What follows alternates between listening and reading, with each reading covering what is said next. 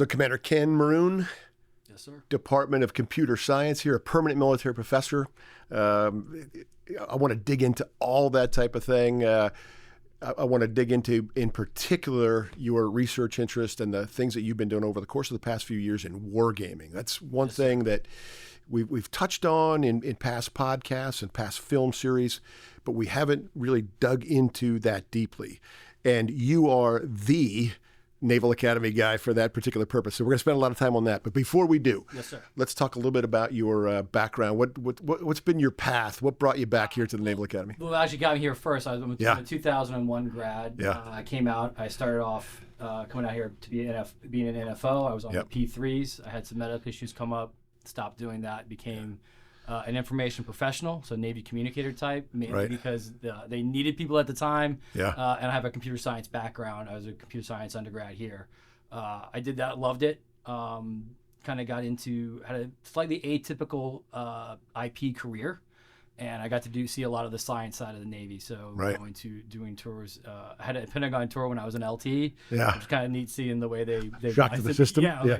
It's weird going. You think you're an LT. There's a point when you're an LT. You're like, oh, I'm on top of the world, and it's like, no, you're at the bottom of everything. You might as well just be invisible in the Pentagon. Yeah. But it was actually really neat to see the budgeting process, and then also how systems are thought of from a capability design standpoint, and thought out, purchased, and planned for, and all that. The JSIDS process, which is it can very much easily put you to sleep, but actually it's kind of neat to see that early on.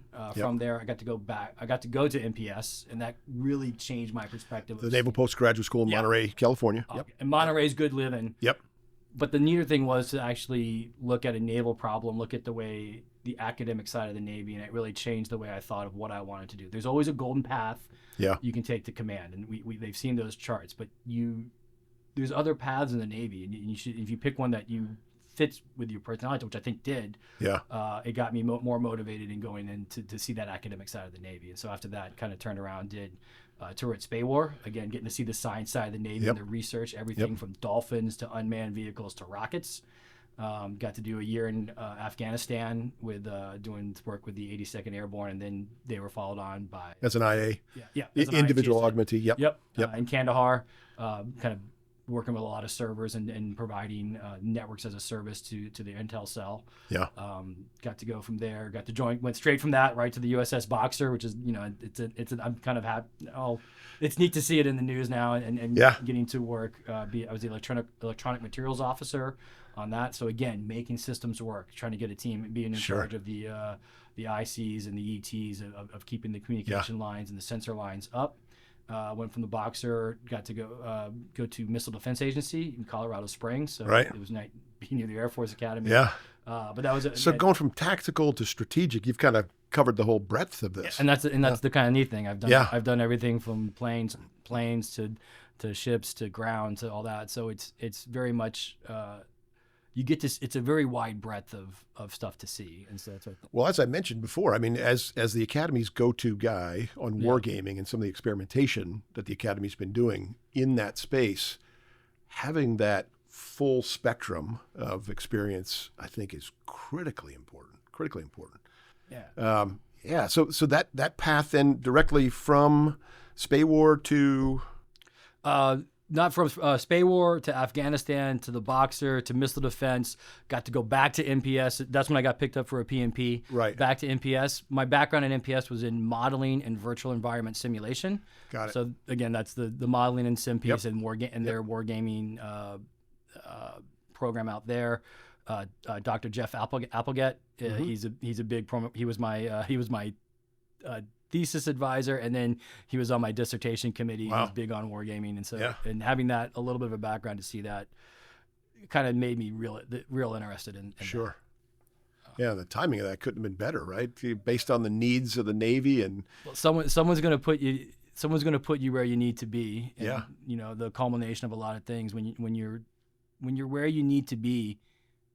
Yeah. Be who you need to be, right? Absolutely. So. And your path definitely prepared you for the moment, because I mean we're in conversation now about the future of warfighting, but we've come through very recently fairly detailed conversations about great power competition, the pivot to great power competition, and what that entails.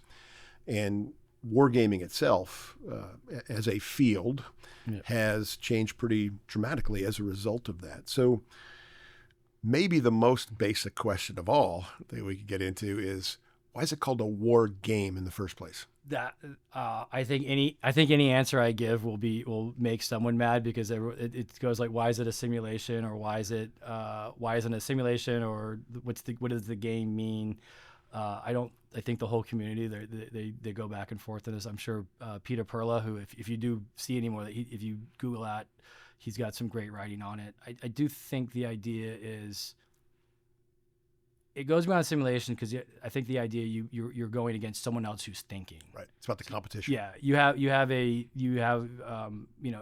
War games can actually be used for a lot. There's obviously a different purpose. It's either going to give you and this was a quote from somewhere else. I'm forgetting whose site, but it's either going to give you the information to make a decision or the experience to make a decision. So you can either have analytic wargaming or the professional military education type wargaming. So again, the experience to make the information to make a decision, or the experience of having made a decision. Right. So it's vicarious experience. Exactly. Is what you're after here. Yes, but it's the idea of you have to make a decision against a thinking opponent. Right. Not just like. So it's that aspect of game. Yeah. It's not meant to be frivolous. It's meant to connote competition. That's the war part of it. That's right. War is not frivolous. Right. Yeah, so since we're framing this as gaming too, I think there's going to be a lot of lay people that have misconceptions about it. What are some of those misconceptions about it that you'd like to dispel? I think the idea that it's going to predict what's going to happen. Right. Like this is like, they did this, so this is predictive of what's going to happen. Yeah. Yeah. I don't think that's not necessarily, again, from how I very much go to the mids and say, like, this game is wrong. Right. I know it's wrong because we are playing it in an unclassified space and we're just making judgments. So you have to understand that this game is wrong. The point of the game is to get you to think about, like, what's the underlying things. It's a jumping off point. So to sit there and say that you're going to play this game and you've predicted exactly what's going to happen, that's not the case. Right. You're going to play this game and think about the things that could happen, and then you might go away and be curious and do some more research and have that. But it can lead you on a series of, not the exact outcomes, but it's a jumping, particularly for our mids. Again, this is experiential, not analytical. Right. And so it's to sit there and say, the always question I get is, like, you leave there and the mids are just, they've been bloodied because they lost all these ships, and say, well, sorry, is this the way it's going to happen? Like, I don't know, but you should think about it. Maybe you should go look and see what the systems are. So maybe there's an analog here to the old saying that the more you sweat in peace, the less you bleed in war. The more you lose in these competitive war games, the greater your odds of winning might be when it comes to the real thing. Yeah, exactly.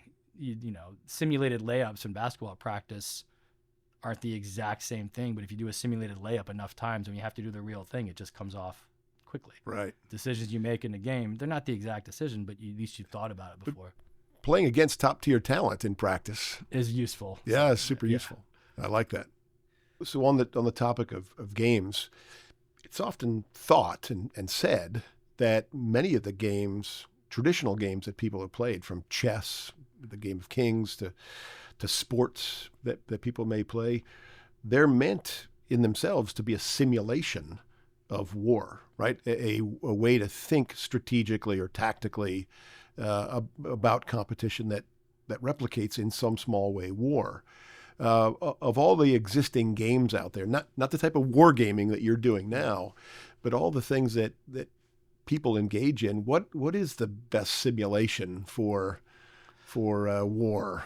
I'm gonna cheat on my answer a little bit and focus not on the game part of the question you asked, but the word that really hits out is competition. Yeah, that's the bigger simulator of what everything. Any of the other endeavors, it's that idea of competition of what goes through. I think I got talking with some mids one time, and the importance of defining an ethos, or defining, like, what's the mission of the academy, and getting people to buy into words that mean something. That's all that. But if you think about, like, a project underway again here, but if you really think about it, what are the easiest two words that drive mids more than anything? It's beat Army. Oh, beat Army. There's nothing. Sure. And everything's important. Yeah. Everything's important, but that underlying idea, and it's not necessarily about Army, but I do want to be. That is the most often repeated mantra at the Naval Academy. It's easy and short, and think about what that implies. Yeah. I need to beat Army. It implies competition. If I'm going to compete, I need to beat someone. I need to be better than them. Yeah. I need to make myself better. Iron sharpens iron. Exactly. That idea that this place is hard. You came here to be better. They came here to be challenged. I love that, and they came here to be better. You have to beat somebody. Yeah. Nothing against Army, and they're probably go out beat Navy. That's what it is. There's no other two words that do it.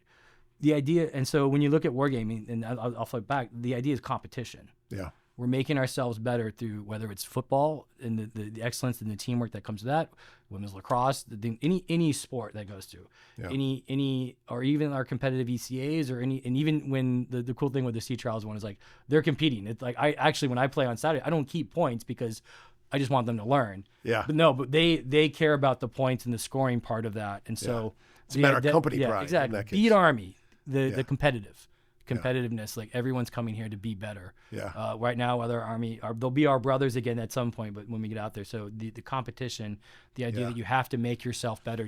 If you don't make yourself better, you will be beaten. So maybe the format of that competition is less important than it's just the competition itself. The idea that you have to make yourself better. Yeah. I think, and then there's a lot of ways to, but there's nothing more succinct than just beat Army. Yeah, and that's important in any human population. Yeah. But in a population of such competitive, hard-charging young men and women as we tend to attract around here, that's even that much more important. Yeah. Love it. Tell us about your history with wargaming here at the Academy and how that's kind of caught on, so to speak, right? With Saturday morning training, with all the midshipmen that kind of come through that program now. There's extracurriculars associated with wargaming. You're connected to the larger fleet for these purposes. Sure. Let's get the whole picture of that. I'm going to jump. It's not just me per se. Where I was actually set up for. I showed up here 2020. Right. And obviously at that point, wargaming was not the biggest thing on there because there's other crises to deal with. But the neat thing, there was a lot of work by Marcus Jones, Dr. Marcus Jones in the history department, Claude Burby at the. At the museum. Yeah, sure. They had started a program using we'll talk about a lot operational wargaming system, which is the Marine Corps University. But our portion of it was in Preble Hall at the time. I believe I think they were doing it in Preble. They sent me a lot of pictures. It was funny, like the first weekend where mids were allowed to go out in town again. Yeah. That weekend they actually did a war game thing, and mids showed up for it, which is the point of it. The underlying. You said the future of warfighting. Well, we teach the future of warfighting. Yeah. Right. Like they're here. Yeah. And they're curious about this, and so there's a lot of good work that was set up there. Yeah. I kind of got brought into it in that we had a separate summer event with some TAD ensigns working with ONR to do modeling drug interdiction. Oh. And someone who was along that, Dr. Franklin Kenter, who does a lot of professional designing games, had made a game for them to simulate drug interdiction he didn't know at the time, but like that's what they were this model of doing a war game, and we got talking, and we like, well, we could do more, but we did. There was a capability gap we saw. Yeah.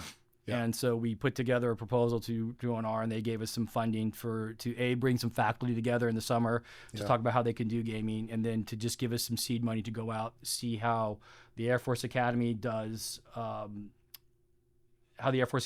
their modeling and sim and wargaming, how West Point does their modeling and sim wargaming, paid for us to go to the Military Operations Research Symposium, as well as go to Connections Wargaming Conference. Yeah. Let's touch on that a little bit further. The idea that everybody's doing this now, or should be doing this, right? What are the fundamental differences between service academies and different levels, perhaps of professional military education? What are the major trend lines we need to know about wargaming? That's a great question, and I think the big things when you look at how Air Force does it, they've got this nice multi-million-dollar lab where all of their cadets come in. They have a scenario of conflict between an opposing force invading Hokkaido, and then having all of their cadets actually play all of a joint perspective of we got to see it. Someone's playing the Navy, someone's playing the Marine Corps. They're not just doing Air Force roles. Yeah. They are doing it from a joint perspective at a strategic joint level. And coalition. Joint and coalition. Yep. Hokkaido, right? Yep. Okay. And they play that out. They have very, very high fidelity simulation. Yeah. And it's tied in with a lot of other simulators. Switch that over to West Point. More, I won't say first person shooters, but kind of at a squad level. They're teaching their second lieutenants all squad leadership, and it's kind of a different perspective. Sure. The weird thing though, for us as a Naval Academy, we have to do both. Yeah. We got Marines who this would be valuable for them at a Marine level, but also at a strategic and strike warfare level. I kind of want to do both. And the thing that really would like to have happen, and we'll talk about this later, some of the other things happen, is realistically, it's no longer beat Army or beat Air Force. No, I want to fight with Army.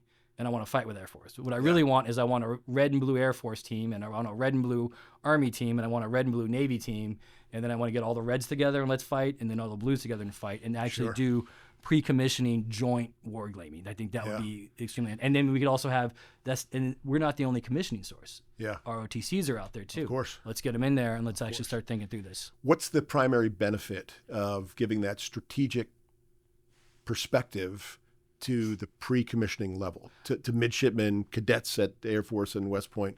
What's the primary benefit of doing that? I think the biggest benefit is understanding, like, obviously they're gonna throw their hat in the air and they're gonna go become tactically proficient in whatever community they go to. Right. But you should have a fundamental understanding of what your role as part of that community is and how you fit in the Navy better. Yeah. And because you grew, like, look at my gray hair. I'm older now. Turns out you get older. Yeah. And you have to start thinking about that. Yeah. And you don't want to start. No, I don't want at the first time. 05 level. Yeah. You want the to have first time you war game Yeah. shouldn't be when you're in 04. I know NPS Naval Postgraduate School does a great job. War College does a great job. Yeah. What if I served them up with a literacy and a way to express naval problems? Yeah. I think that's the big thing we give them. It's like the fundamental, like, there are naval problems and I can express it either through simulation or a war game.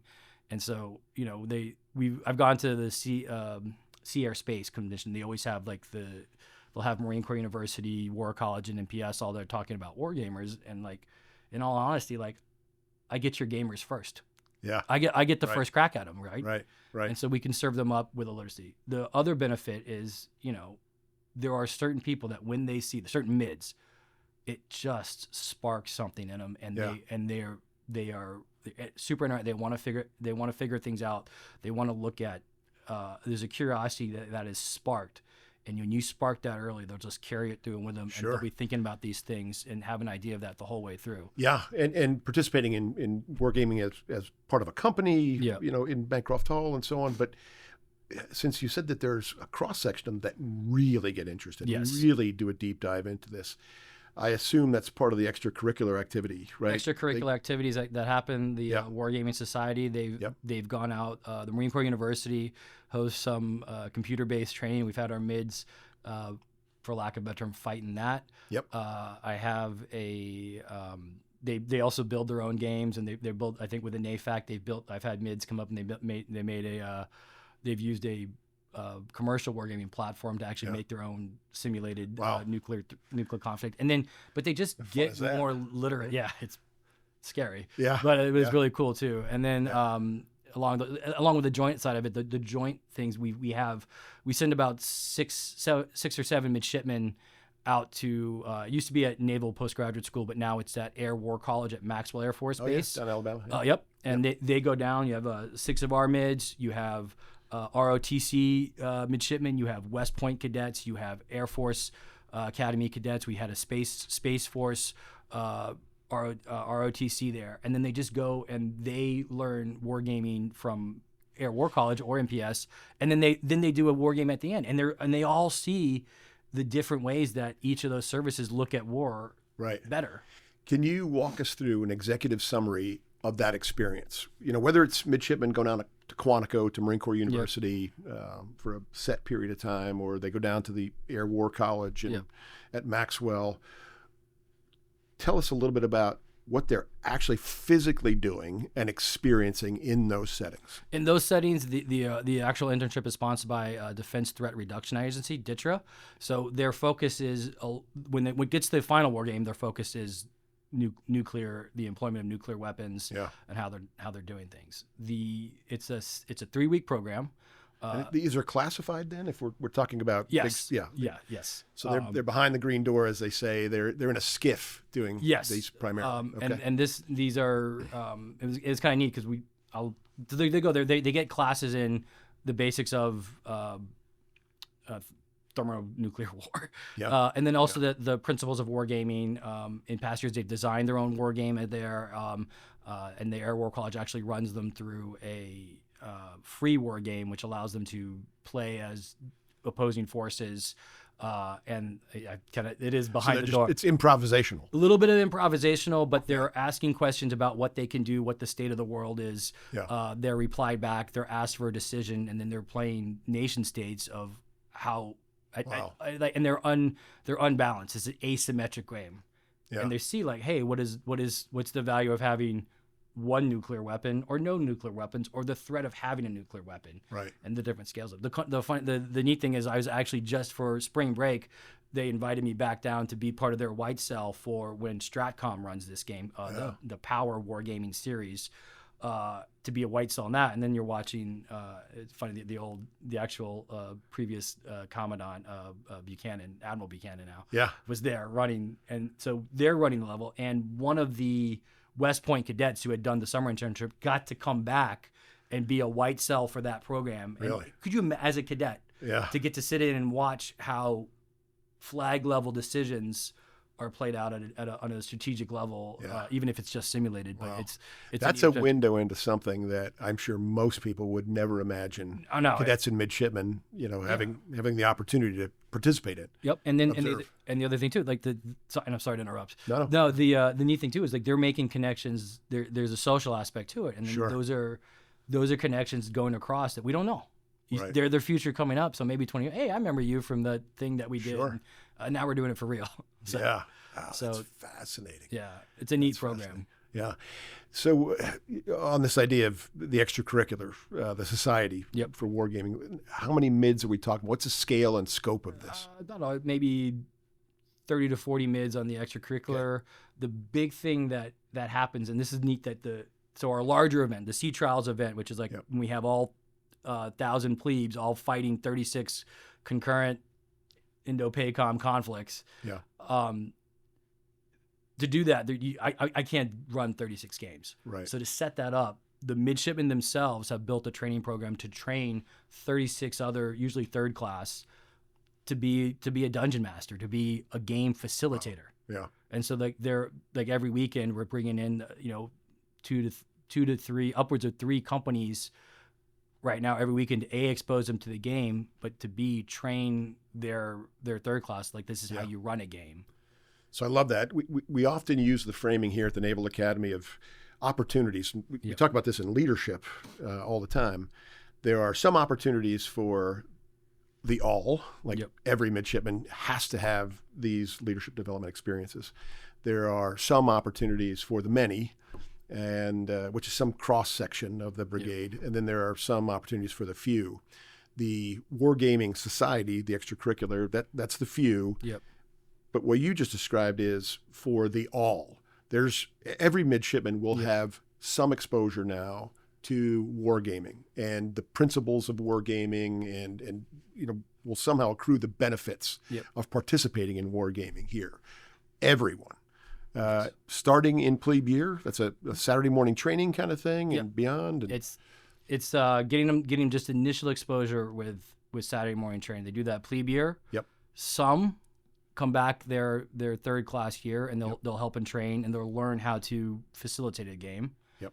And get understanding with that. And then everyone, again, in NS 300 with the maritime class, they've started using the OWS system. They've done wargaming too, but they started using OWS. to express things in that way. And then we usually have mids come back and help train. We have lieutenants coming in to teach that class. We train them on how to use that system well. Sure. So the idea is when we graduate people out, like this, the Marines use this game for their command and staff college. Right. So there's no reason we're gonna put people in ready rooms and in ward rooms that can sit there and express this and use this game, because the reason why I like it really well is when I first saw it, like I knew I had to do a TAO board for the boxer. And I just like, wait, everything in here lines up with something I had to do on that board. Oh, and it's not, initially it looks that hard and you're rolling dice and whatever, but when you actually stop and think about it, it becomes a way to do very quick comparative analysis of platforms. Yeah. So it's problem-solving skills that you're developing in the most practical way, because this is applied problem-solving to the things that our graduates will go out and experience out in the fleet. Exactly. Yeah, love that. That's huge. It's great. Like plebe year, I got to remember weapons forward to aft on, I think it was a frigate at the time, but they're not even there. I don't even exist anymore. Yeah. But I memorized weapons forward to aft. I remember the capes and limbs on that. Great. It's 1,000. What does 1,000 miles mean? Right. You know, right? What is like the 36 vertical launch system mean? Okay, well, if you put it in the context of like the enemy can shoot 12,000 miles, and you only have 1,000 miles, and the enemy has 70. It's going to take 30. It's going to take 40 missiles to get through the enemy's air defenses. Right. Now those capes and limbs become very real. Yeah, for sure. And having everybody top to bottom on that crew, all the officers understand that, even if you are the TAO, and not the captain, not the OPSO, but having that deep understanding as a junior officer is going to make you contribute to the team in very different ways. And the better thing too is the neat thing is it doesn't just stop with the midshipmen, although they're the main focus. We've had faculty come in and play this. Sure. Right. The civilian, then they can understand like, oh, this is what all the pro knowledge that the mids learn, and the thing like now when they're a little. I think we've made a very concerted effort to present the faculty with opportunities to hear threat briefs, to understand like the world that their charges, that their mids that they're teaching are understanding. But like then they actually get to play it and they get to see the conflict that could be there. Additionally, we've had civilians from other outside organizations, Office of Naval Intelligence would send some of their civilians. Would come over and we just run the same game with them, and it just gives them a little bit of a little bit of perspective. And when they come over, they can kind of brief the Wargaming Society mids like, hey, well, this is what we do, and then this is a neat game, and so it's a good opportunity. I always try to look at that opportunity just like if someone wants to come out and game, I'll do it, and then you have to tell me about your organization. I'll introduce you to my midshipmen, and just you start getting the connection of people together to do it, and people like to game. It's fun. Oh, sure. So. Sure. Well, that is the future of the classroom. They also say if we can gamify these lessons, we've experimented by bringing traditional paper-based case studies into the 21st century by creating these immersive reality simulations here in the Stockdale Center for a number of years. But you're way out ahead of this by these interactive things that involve a lot of folks from the outside world, as well as the midshipmen and faculty and staff running around here. There's something very, very interdisciplinary about these efforts as well, right? You're in the computer sciences department, but there's application here to humanities and social sciences. There's applications here to so many other things. Can you talk a little bit about that? Absolutely. The other part that I love about this is I do have to actually get my steps in, like the wargaming space that's in humanities. Colonel Reed, humanities dean, I'm talking with him all the time of letting me use the space, looking at the Marine Corps requirements for that. Captain Armstrong with the museum and humanities actually not just humanities there's a wargaming library of historic war games. Dr. Jones helped build that out, and they use that.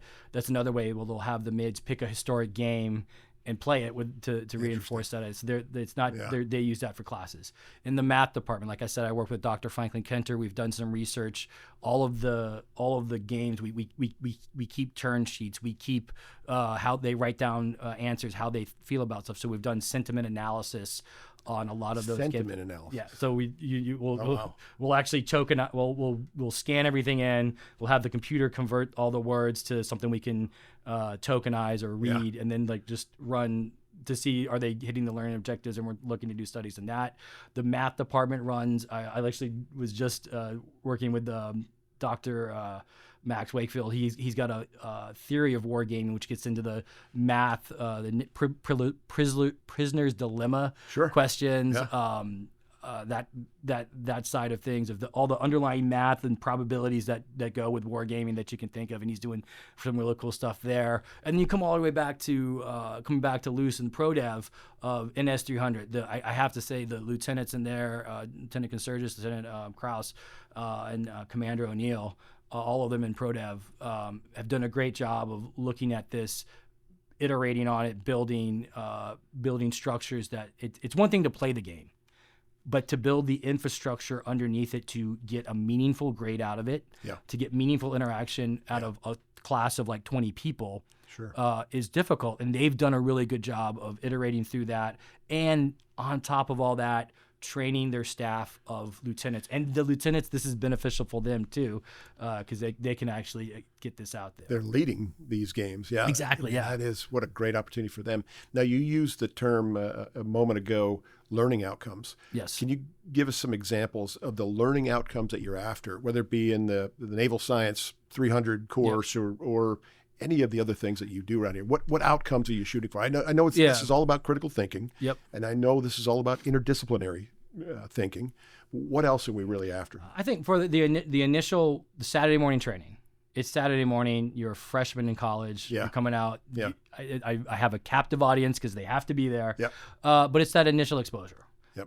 It's that one chance of like, yes, you're going to roll dice, but the rates and the things that we have to just memorize, there is consequences to it. Yep. There is a naval world and naval problems, and this is the geography and the geometry of the battle space that you're thinking about. Sure. When they get to third class, if they're helping run a game, it's just small unit leadership. How do I actually do peer level instructing or to get something meaningful out of that, and coming through? And it's again setting that stage. When they get to NS 300. Now they're getting, again, briefed on all that stuff, and now it's a capstone event of them actually working as a team. They're assigned different roles, and then you get a better understanding of, it's a deeper game because it goes longer than 3 hours. Sure. But now you can see, here's what the kind of roles are, and then here's how I would use the pieces in the fleet. Yeah. So this is another thing that runs a full spectrum from individual decision making and preferences and so on, to how you interact with your peers, how you interact and how you draw upon teams to make better decisions collectively. Yep. Fascinating. They have to, and then so each of those, it goes from, like you said, the all many few, but it's exposure, reflection, application of everything, and then going on. Secondly, and then for other. If everyone's on the same page, everyone understands the system, you can kind of build off of, hey, everyone knows that. I think this is one thing I saw at the Air Force Academy. Yeah. There is a set simulated war that they all do when they're third class. Right. They have a simulated war that everyone fights. That every third class has fought this fight. Academy will participate in. Yep. So then imagine what you can build on. Hey, remember when you did that fight? What was your ethic? What did you think about ethically? How did you make that decision? Yeah. You got leadership. You guys can build on that. Okay, this was the fight you got. Who decided to drop this? Did you? Why did you do that? Yeah. Did it get the outcome you want? Common reference point. Yeah. They come back to. Yeah. It's real interesting when, like, if you know that all of your students have all fought a particular kind of war together, you can riff on that. In the same way, if you know that all of your freshmen have all taken chemistry, you can make, in theory, in other classes, you can use chemistry as a baseline for something. Well, if you know they've all fought a particular war, like, okay, what are the ethical implications of the decision that you made? A decision you actually made in conflict. How can you build on that? And so that's an interesting way to set that up. You know, I can imagine there's an ethicist or two that is listening to this and may even take issue with the idea of gamifying these things and talking about games and so on. And since ethics is a component of this and a part of the conversation, how do you address somebody outside of our kind of subculture here at a service academy in the military that would say, isn't it dangerous to approach all of this as a game? Because the stakes are unlike any other game, right? Especially when we talk about near-peer competition, nuclear exchanges, and things like that. Has that come up? How do you address that? I think about that all the time. Yeah, I do. Yeah, I do. And it's happening now, and it's a serious thing. But would it be better to not train them? Would it be better, like, okay, then let's just not train them at all? Would you rather have them just train? Yeah. And also in the sense of just memorizing facts, the loss of something. Yeah. It's this isn't like a happy-go-lucky, like, right, you win all the time. Right. The consequences, they lose. Like, right. You lose. In fact, you learn more losing, and you learn the risk that's out there. So maybe somebody who would be queasy with the concept of gamifying everything and treating it as a game, it's a simulation. Yeah. It's a simulation where you better understand human consequences as a result of this. Yeah. That would address anybody that may, I don't know, be critical of an approach like this. I do think about that, and I don't try and glorify it, but like the consequence, like when you play this one out, and like someone, you put a carrier way out there with no escort and you lose your carrier, I make a point to be like, listen, like, that's 5,000 people, right, gone. Right. By the way, you remember those firsties who were throwing their hat in the air last May? I'm going to bet some of them were on there. Yeah. Yeah. And we do try to make it fun in the sense that I need try to make it engaging. Right. Right. But it's not to gloss over anything. The consequences of decisions. Yeah. I mean, these are about as high stakes as they get when you talk about, again, that full spectrum, that full range of operations.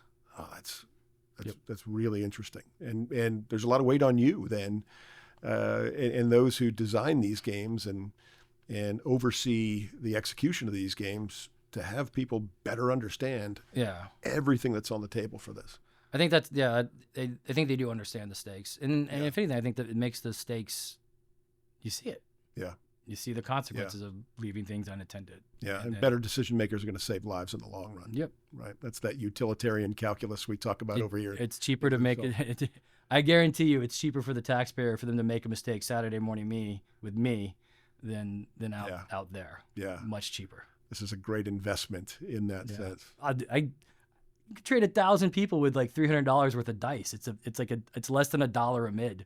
Yeah. It's done right now. Hey, I'll if you guys want to give me more funding and look to build, I can put some other toys out there. But like, it's very much midshipman. They want to do this. Yeah. That's the weird. Like I think that's not like that. The thing of it is I kind of did a Saturday morning thing just to see if I could do it one time. Yeah. And then after I did it once, next week, another company said, well, you guys did it for them. Can you come do it for us? I'm like, sure. And by the way, the second week I did it, Saturday morning, Samara showed up. Like Provost was there, like week 2 on a Saturday morning. And I imagine Provost is like, she's busy. She's got some things going on. She's got things going on. She made time on a Saturday morning to come out and see this. Yeah.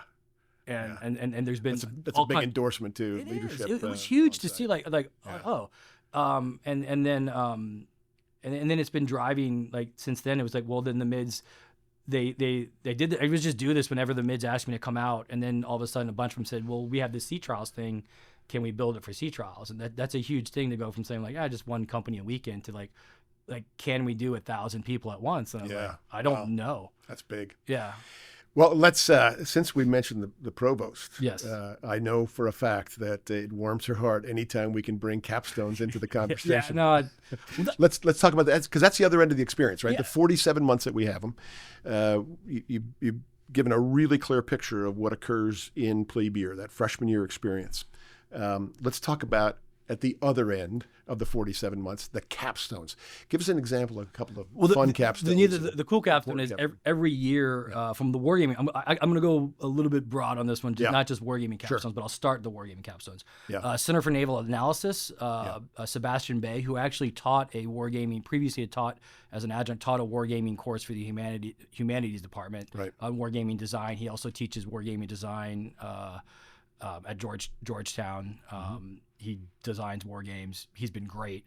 His Center for Naval Analysis, they have these one-page games that are designed to take a piece of paper, you cut the pieces out, and you can play immediately. Right. He's given those over, and for the last 3 years, there's always been a team of computer science midshipmen that take that one-page game and then digitize it and try and replicate that as part of their capstone experience. Right. It's kind of neat to see. I think they're getting pretty good, and they can make some real neat games, and for them it's a good computer science program. Yeah. But again, they're working for Center Naval Analysis, and that's the idea of going out to fleet customers or trying to find fleet problems. I think I think all the academy. I know definitely I can only speak for the computer science, data science capstones, in the sense that we've made a very concerted effort to I want to go to fleet customers.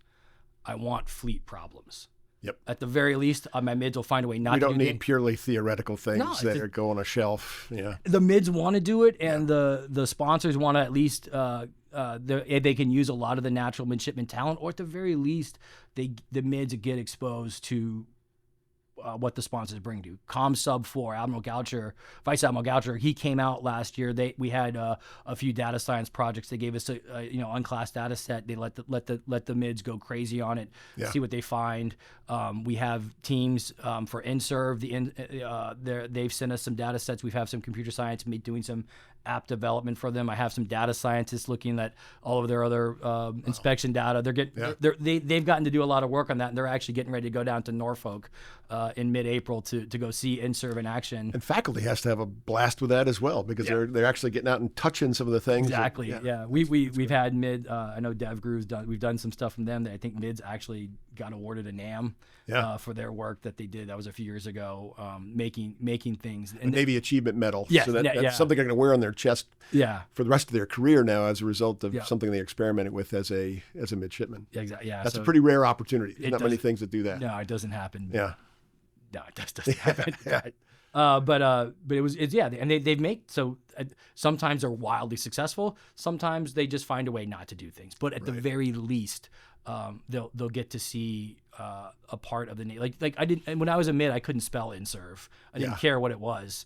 But now the teams that are working with them have a better understanding. Like there's a bunch of them that are going slow, and they're about to I understand what this thing is now, even though I feel bad. No, but they're going into a better prepared.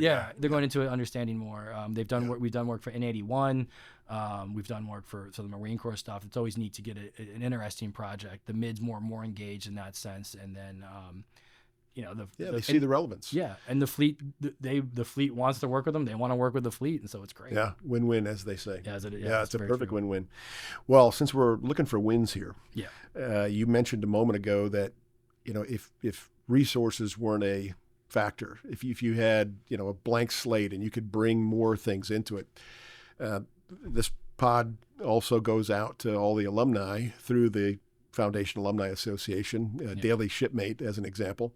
And there are a lot of alum who are very, very generous. In fact, it has to be said, we're sitting here in the Stockdale Center today, 100% of the programming dollars and nearly all of even the salary dollars for the folks here in the Stockdale Center come through philanthropy, which I think a lot of people don't realize about a service academy. There's so much margin of excellence provided by generous donors, alum, sometimes corporate, sometimes just stakeholders in other sense. But since potential donors interested in hearing about wargaming, and we have an extracurricular activity that all mids are touched by this, that Capstone's focus on wargaming and the fleet is connected and so on, they may want to know, okay, how do I support this? And what would that support go toward in all of this? Could you maybe paint a picture, tell a story about, hey, in a perfect world, if we'd had a laboratory here that was fully supported with resources,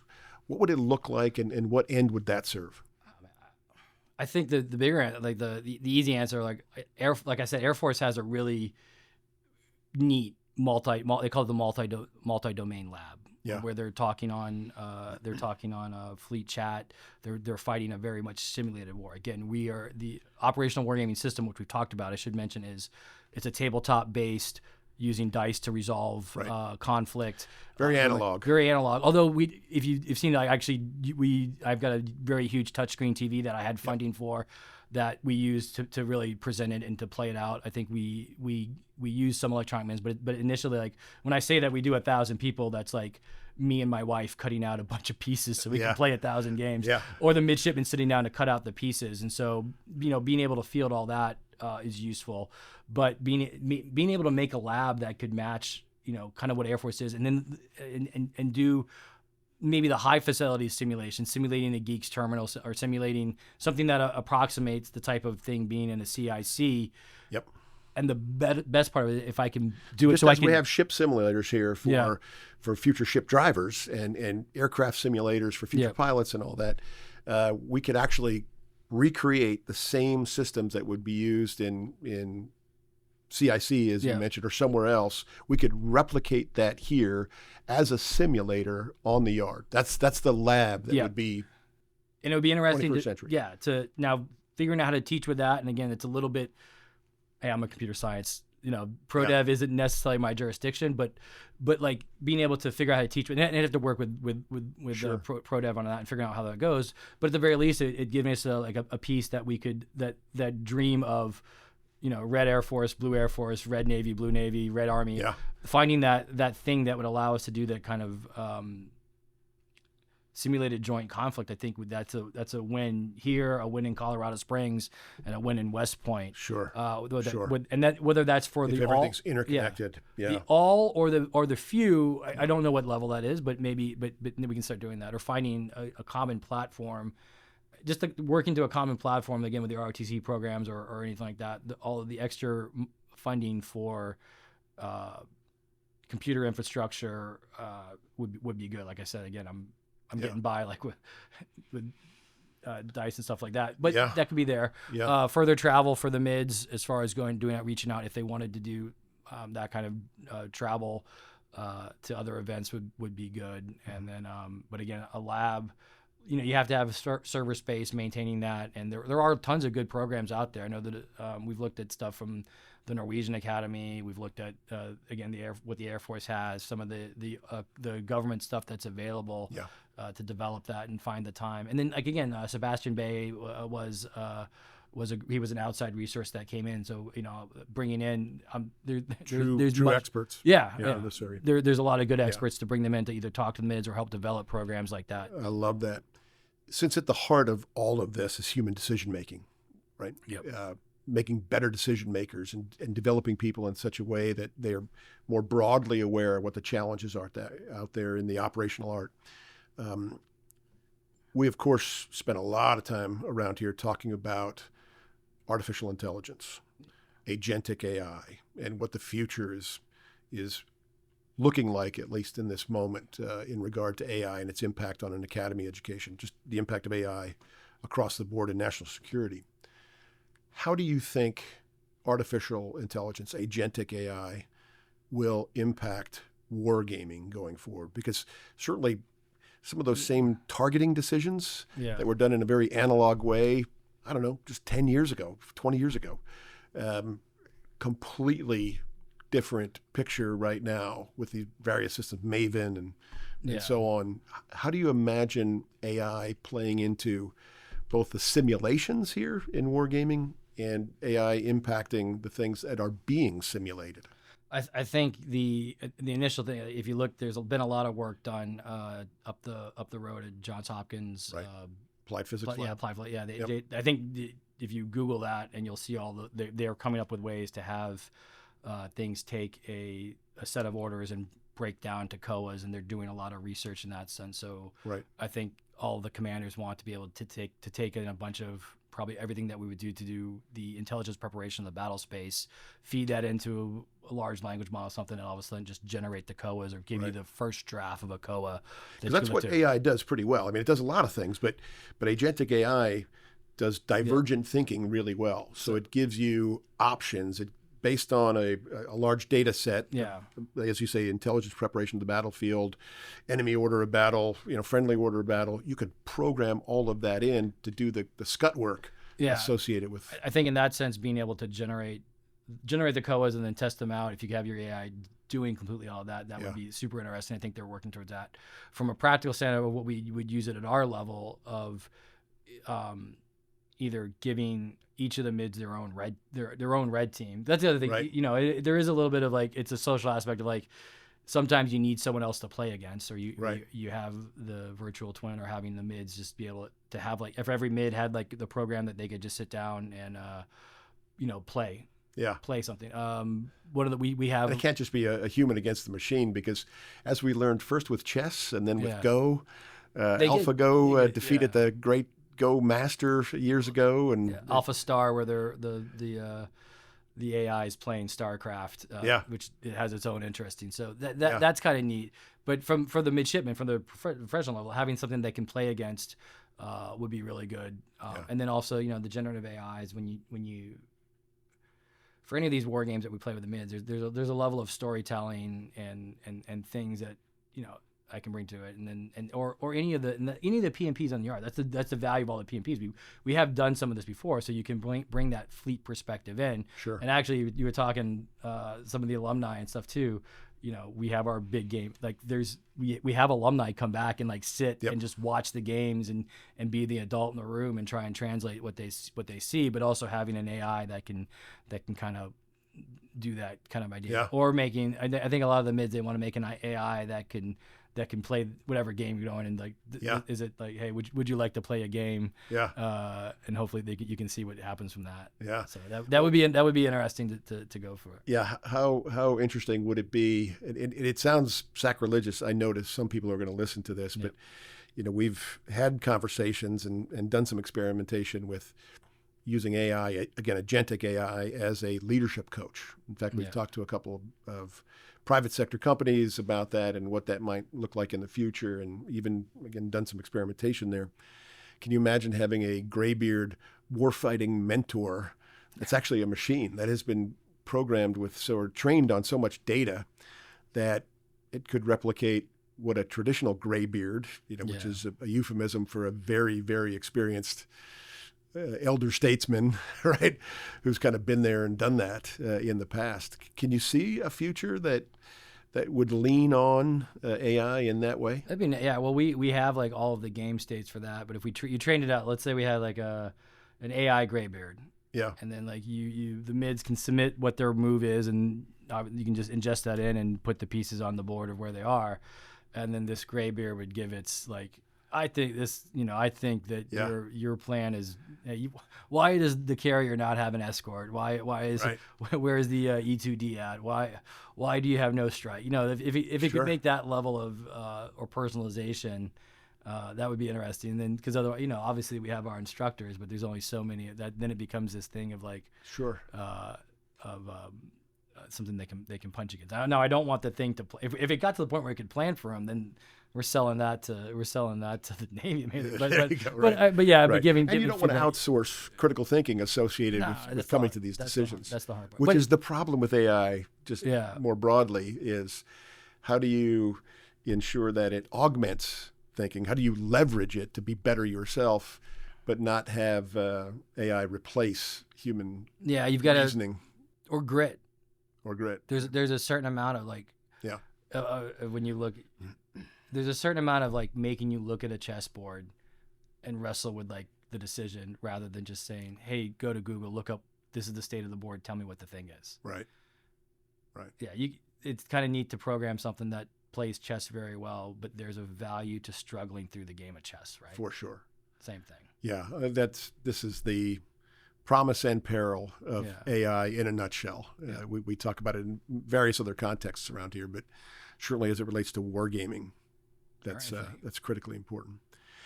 What haven't we talked about in regards to wargaming or any of your efforts over in computer science, data science, with the majors or the capstones that we need to talk about? I think the big thing is, I want to say, so May 11th is our sea trial, the Monday sea trials game. It'll be in the evening.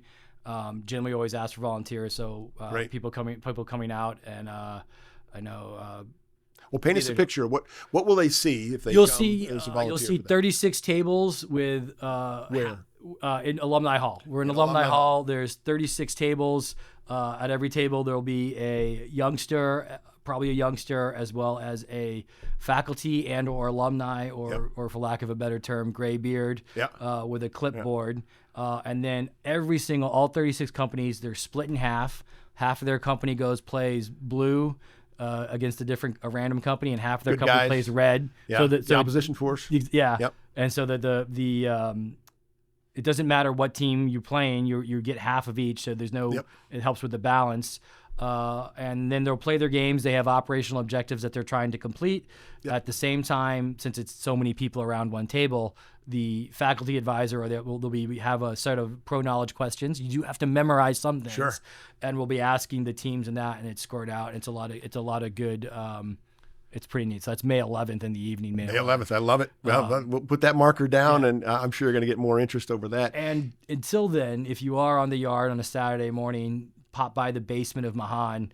We're doing our training almost every Saturday up until May. They'll usually be. So if you want to walk by, the wargaming room is directly in the basement of Mahan. If you were walking between Carter and Sampson, and you'll probably hear a lot of noise of mids doing that. And it's a lot of fun if you see it. So for either of those, give us a feel of the play of the problem. What is the simulation, just broadly speaking, roughly speaking? It's an Indo-PACOM. And of course, Indo-PACOM. Let's put the pieces on the table, and then let's just talk about it and see where things fall.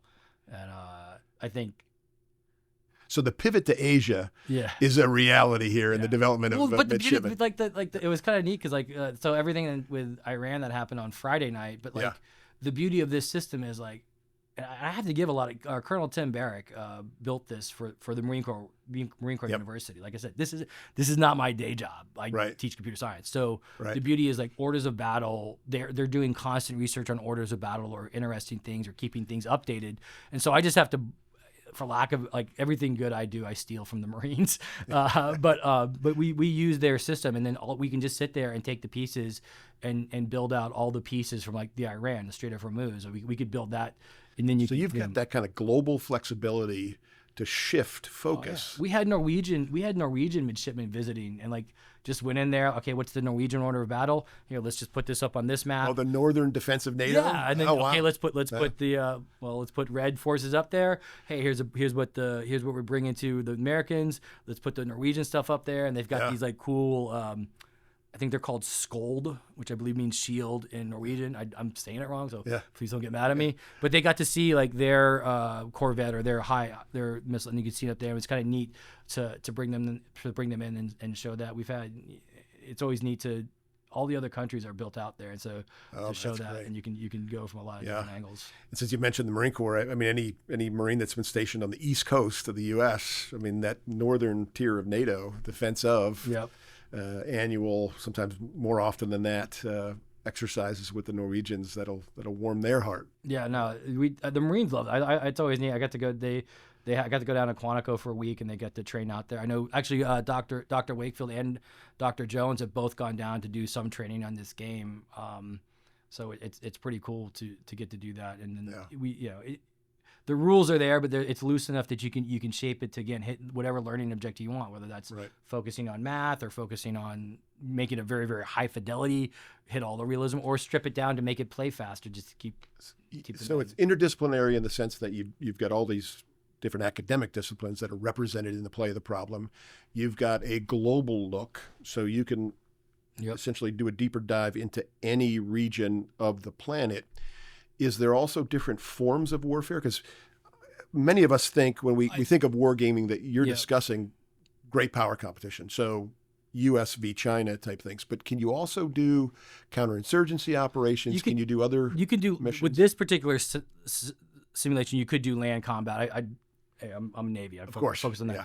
But I should have mentioned more that with our initial summer funding that we got, we would have faculty come together and they would pitch war games that they would use in their class, either doing something that mimicked judgment in in classical literature, or from the political science side of things. I know I have judgment, as in the I think the Iliad and the Trojan War. You could make like you could do it. It doesn't have to be like a red versus blue game. Yeah. I know we do in our simulation. I know the economics department, they've had some of they'll actually do Command PE, which is a commercial game that we have copies of. Right. They'll use that and they'll simulate and find out how much are we expending and what's the overall cost of what's happening. Oh, sure. This thing that could be done. So now. that then is across the elements of power, right? Yeah. So it's diplomatic, informational, military, economic. We're about to have the NAFAC. I think NAFAC will have when I said the MID that made the nuclear warfare game, they're going to use that at NAFAC. It doesn't just have to be our system. There's ways to pull it in for any of it. Right. It's just neat to be able to express that. I think the one thing I'm always interested in to try and the MID's ready for the military decision-making process.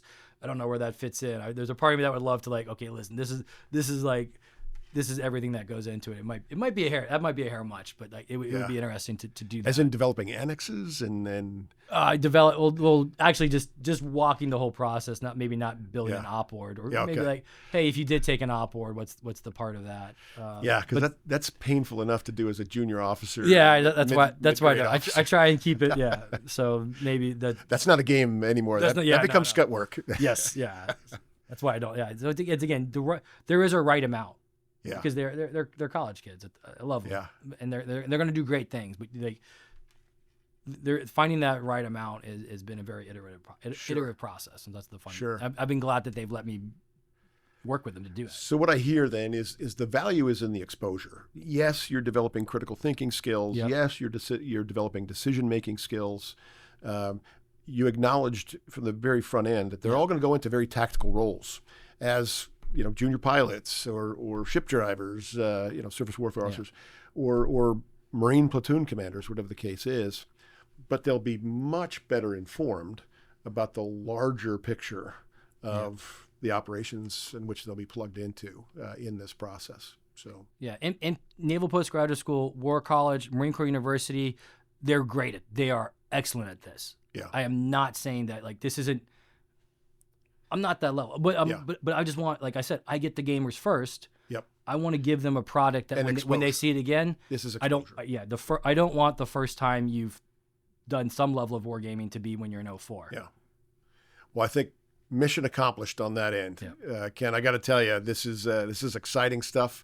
I know a lot of people that are going to dial into this particular conversation will be taken aback about the exposure that we're giving to midshipmen, about this bigger picture and the interdisciplinary nature of it, and all the various factors that you bring in at the levels of war. So, Ken, thanks for your time today. I appreciate it. Thanks for the conversation. I learned a lot in this process, and good luck in what you do. Thank you, sir.